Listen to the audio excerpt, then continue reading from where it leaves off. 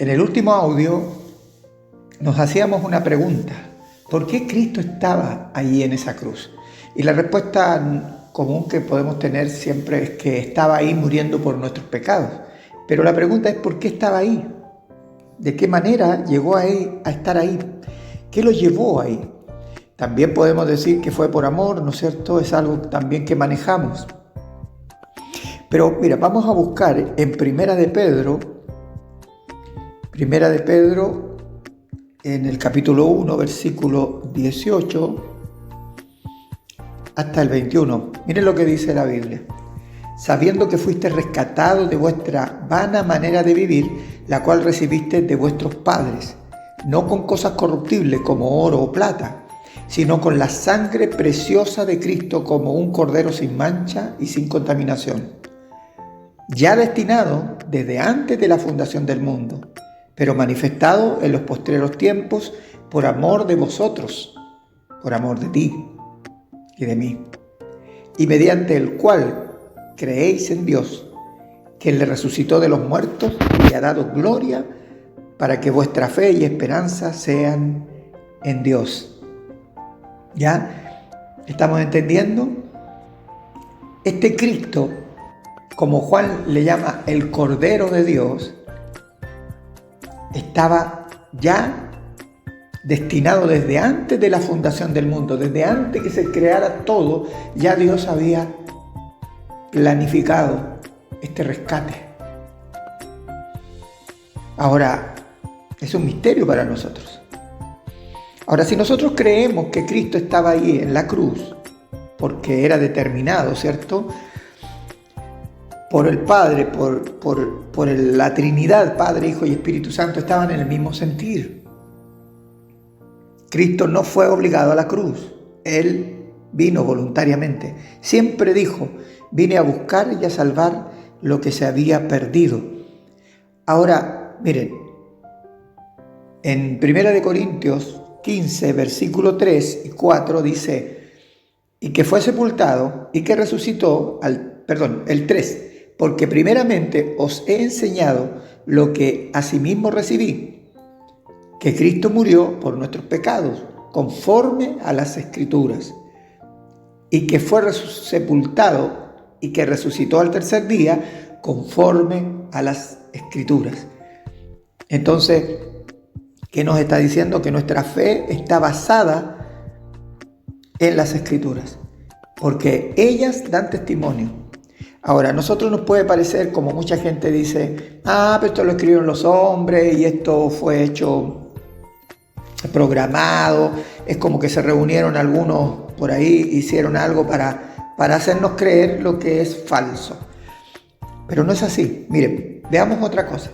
Cuando Cristo resucita, en Lucas 24, versículo 25 al 27, miren lo que pasa. Se encuentra con unos discípulos que van desilusionados, tristes, porque Jesús ha muerto. Ellos no saben que Él había resucitado ya. Y dice lo siguiente, en el 25. Entonces Él les dijo, Jesús, a estos discípulos: oh insensatos y tardos de corazón para creer todo lo que los profetas han dicho. O sea, la Escritura. ¿No era necesario que el Cristo padeciera estas cosas y que entrara en su gloria? Y comenzando desde Moisés, o sea, desde el Génesis, ¿cierto?, y siguiendo por todos los profetas, les declaraba en todas las Escrituras lo que de Él decían. Él hizo un recorrido de las Escrituras. Estaba hablando del Antiguo Testamento, ¿ya? Estos escritos habían sido hechos muchos años antes que Él llegara. Entonces le estaba declarando lo que hablaban de Él. Ahora, yo quiero que veamos algo que nos llama la atención profundamente, porque está escrito aproximadamente unos 600 a 700 años antes que Cristo viniera a este mundo, y nos describe la crucifixión. Es como que si estuviésemos leyendo lo que ocurrió en aquel día. Ahora, leamos Isaías 53, versículo 1, y dice: ¿Quién ha creído a nuestro anuncio? ¿Y sobre quién se ha manifestado el brazo de Jehová?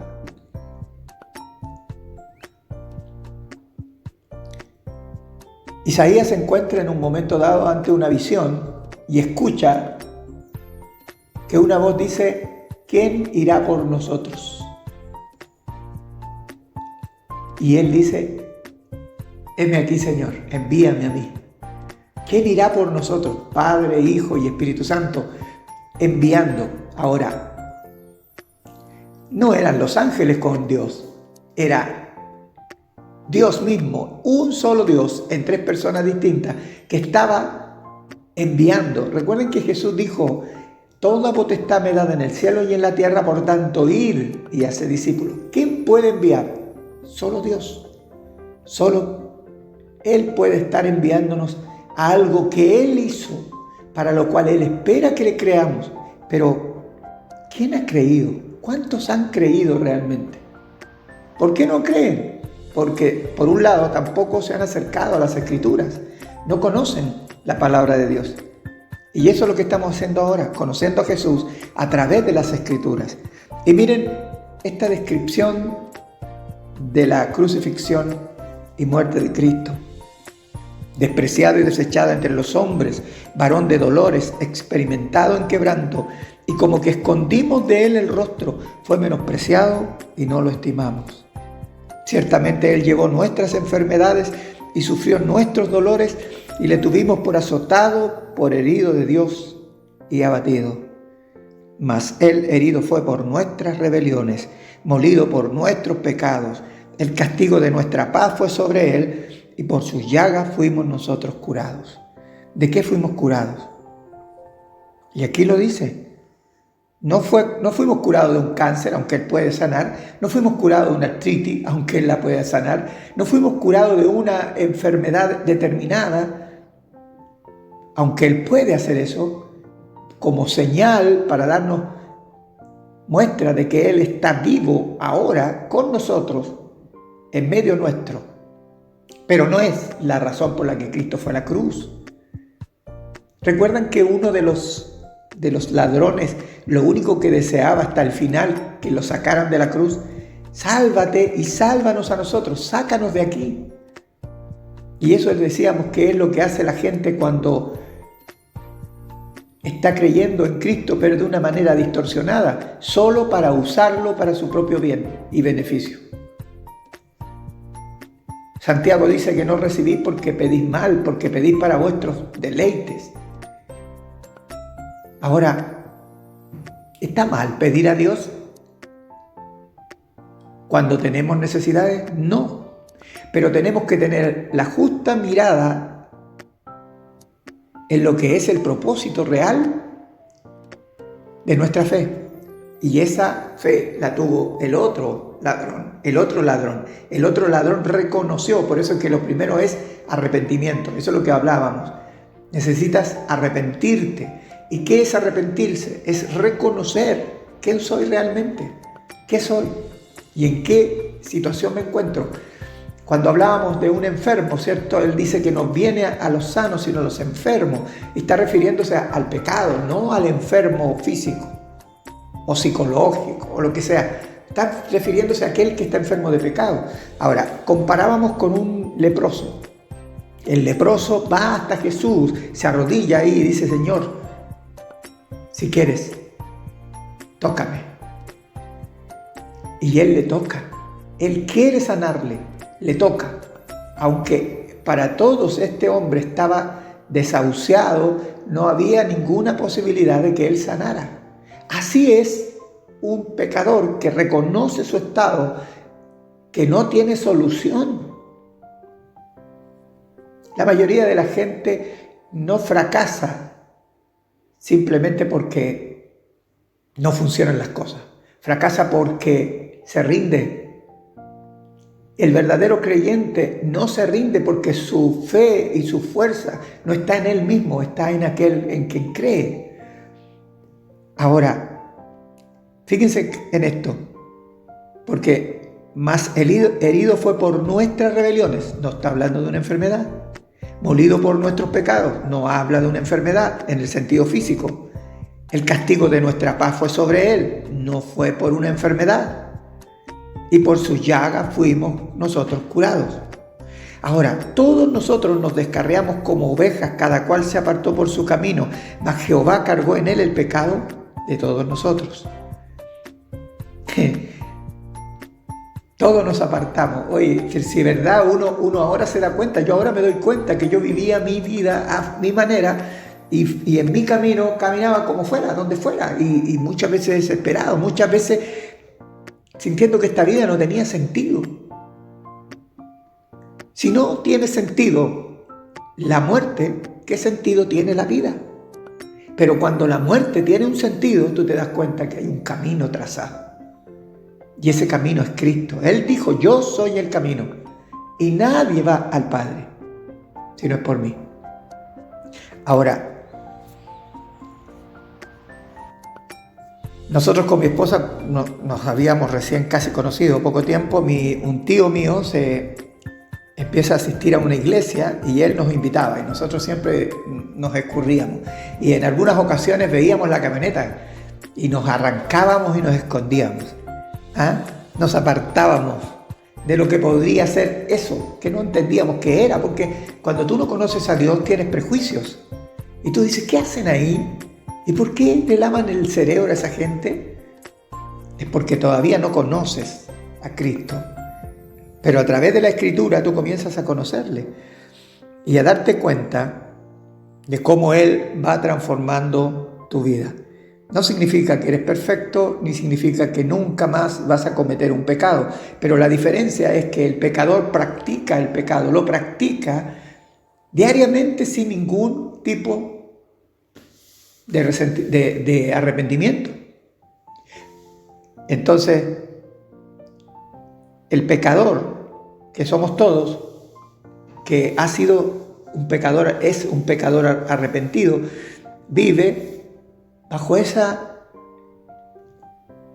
visión del arrepentimiento y la fe. Cuando falla, cae o peca, confía en aquel que le ha tendido su mano, que es Cristo. El Cristo resucitado a través del Espíritu Santo está ahí para levantarte cada día. Ahora, angustiado él y afligido, no abrió su boca, como cordero fue llevado al matadero y como oveja delante de sus trasquiladores, enmudeció y no abrió su boca. ¿Y sabes por qué no la abrió? Porque él se estaba entregando a la muerte. Era la única manera que tú y yo pudiéramos ser justos delante del Padre. Él pagaba por nosotros el precio de nuestro castigo. Ahora a la gente le molesta esto del castigo. ¿Por qué? Dice, ¿por qué?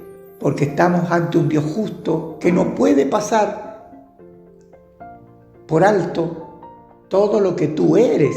No solo por lo que tú haces, sino por lo que tú eres.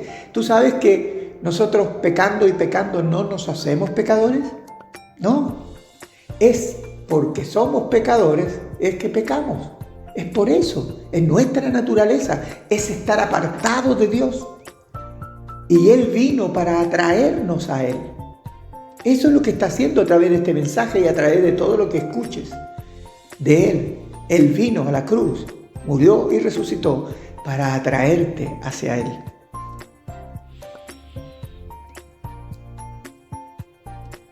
En el versículo 9 dice, y se dispuso con los impíos su sepultura, mas con los ricos fue su muerte, aunque nunca hizo maldad ni hubo engaño en su boca.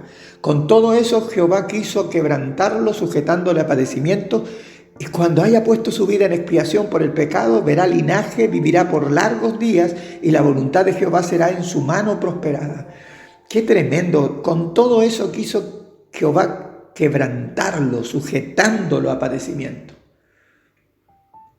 Y escuchamos decir, Padre, ¿por qué me han desamparado? Pero esto era parte del plan que estaba antes de la creación de todas las cosas.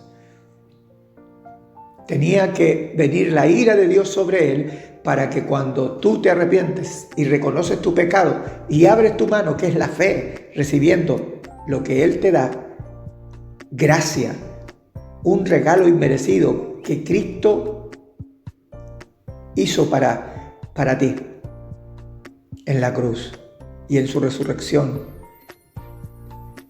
Ahora recibes la justicia que tú no mereces, la recibes por Él.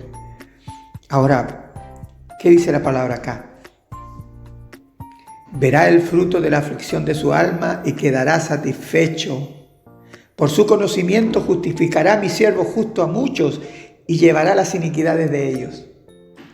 Justificará a mi siervo justo. Ya no tienes que pagar si te has arrepentido y reconoces, como el leproso, a los pies de Cristo. Aquí estoy, Señor. Y Él imputa su justicia en ti. Y tú te levantas justificado por la fe en aquel que dio su vida por ti. Por lo tanto, yo le daré parte con los grandes y con los fuertes repartirá despojos, por cuanto derramó su vida hasta la muerte y fue contado con los pecadores, habiendo él llevado el pecado de muchos y orado por los transgresores. Cuando Cristo estaba en la cruz, estaba pensando en ti y estaba pensando en mí, nos veía a nosotros. Sabía que por medio de su sacrificio muchos serían justificados a través de su obra. Quiero terminar con un salmo, que es el Salmo 22. Este salmo fue escrito aproximadamente 1000 años antes que Jesús viniera a este mundo. Imagínate. Te dice que una persona un día le dice a un amigo que no era creyente: ¿tú podrías leer esto, por favor? Entonces el hombre comienza a leer el Salmo 22 y le pregunta, él no conocía la Biblia, no sabía lo que estaba leyendo. Entonces le pregunta, ¿qué estás leyendo? Y él le dice, bueno, estoy leyendo la crucifixión de Jesús. Y él le dice, no, esto se escribió casi 1000 años antes. Y no lo podía creer porque era la descripción de lo que había ocurrido también. Mira, no vamos a leer todo para no ser demasiado extenso, pero vamos a leer algunos versículos claves. En el primero dice, Dios mío, ¿por qué me has desamparado?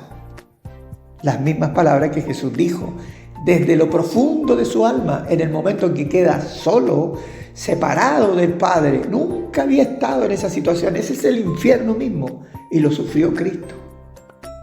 Un vacío, un desamparo que nosotros podríamos experimentar en alguna medida, en algún momento de nuestras vidas, pero no se compara con lo que Cristo experimentó. Es como que si tú conoces a tus padres y estás siempre cobijado por medio de ellos y de pronto te ponen en medio del desierto y los ves alejarse de ti. Y pasa todo un día y no hay nadie ni hay nada que te pueda ayudar. En el versículo 6 dice, mas yo soy gusano y no hombre, oprobio de los hombres y despreciado del pueblo. Todos los que me ven me escarnecen, estiran la boca, menean la cabeza diciendo, se encomendó a Jehová, líbrele él, sálvele, puesto que en él se complacía. ¿Qué le decían? Si eres el Hijo de Dios, sálvate a ti mismo. A otros salvaste, ¿por qué no te salvas tú? Versículo 9 dice, pero tú eres el que me sacó del vientre, dice, el que me hizo estar confiado desde que estaba a los pechos de mi madre. Sobre ti fui echado desde antes de nacer. Sobre ti, en tu presencia, en otras palabras, en la comunión contigo, en la unidad contigo. Desde el vientre de mi madre, tú eres mi Dios. No te alejes de mí porque la angustia está cerca, porque no hay quien me ayude. Esto es lo que estábamos diciendo. No hay quien me ayude, desamparo total. Versículo 16, porque perros me han rodeado, me ha cercado cuadrilla de malignos, horadaron mis manos y mis pies. Eso es, clavaron mis manos y mis pies. Qué descripción, ¿no es cierto? Repartieron entre sí mis vestidos y sobre mi ropa echaron suerte. No solo está diciendo que lo clavaron en la cruz, sino que también repartieron sus vestidos. Y eso fue algo que ocurrió en la cruz. Pero esto fue escrito 1000 años antes. ¿Cómo sabía esto? Porque era el plan que Dios estaba revelando a sus profetas. Los profetas escribían y quizás no tenían una visión completa como la tenemos nosotros. Ellos tenían atisbo de cosas que le estaban pasando a ellos. Ellos escribían, eran cosas personales que estaban escribiendo, cosas que le estaban pasando, sentimientos que tenían, los escribían. Pero eso era algo que estaba escribiendo Dios a través de ellos. Ellos muchas veces no tuvieron idea de lo que estaban compartiendo, pero Dios sí. Dios estaba describiendo la muerte y resurrección y crucifixión de su Hijo. Y el último, en el versículo 31, dice: vendrán y anunciarán su justicia. A pueblo no nacido aún anunciarán que Él hizo esto.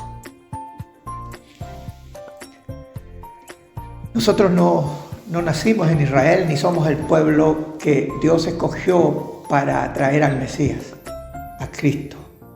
Pero somos el pueblo no nacido aún que ha recibido esta justicia de Dios y anuncia lo que Él hizo. Mira, si te has arrepentido, has creído en Cristo, eres salvo por la gracia de Dios, no por obra humana.